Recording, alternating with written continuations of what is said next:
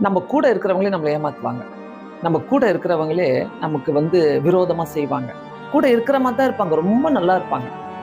எல்லாமே ரொம்ப கரிசனையா கேட்பாங்க. அவங்க நம்ம மேல ரொம்ப அக்கறை மாதிரி கேட்பாங்க. அப்படியே உயிரே விடுவாங்க நம்ம மேல. நமக்கு எதனா வாங்கி தருவாங்க. எல்லாமே செய்வாங்க. ஆனா உள்ளுக்குள்ள பார்த்தீங்கன்னாக்கா, நமக்கு நெறைய தீமை நடக்கணும்னு ஆசைப்படுறவங்க. ஸோ உங்க கூட அப்படி யாருன்னா இருக்கிறாங்களா? கொஞ்சம் யோசித்து பாருங்க. இருப்பாங்க. எல்லார் கூடயும் எல்லாரும் எப்படின்னா, யாருன்னா ஒரு ஆளாச்சும் இருப்பாங்க.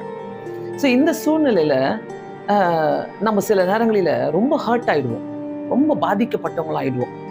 நம்ம கூடவே இருந்துட்டு, நம்ம கூடவே இருந்து எல்லாத்தையும் கத்துக்கிட்டு, நம்ம கூடவே இருந்து எல்லாத்தையும் பழகிக்கிட்டு, அவங்களுக்கு தெரியாத காரியங்கள்லாம் நம்மகிட்ட இருந்து கத்துக்கிட்டு, நம்மள அப்படியே கை கழுவிட்டு போயிடுவாங்க. எதனா ஒரு குட்டி குறை கண்டுபிடிச்சு, குறை இருக்குதோ இல்லையோ, அந்த குறைய பெருசா ஆக்கி, நல்ல ஒரு பூத கண்ணாடி வைத்து அத பார்க்குற மாதிரி அத பெருசா ஆக்கி ஊர் உலகத்துக்கே சொல்லி, அத நம்மள கிழிச்சு போட்டு என்ன பண்ணுவாங்க, நமக்கு எதுவுமே நல்லது நடக்கக்கூடாதுன்னு யோசிப்பாங்க.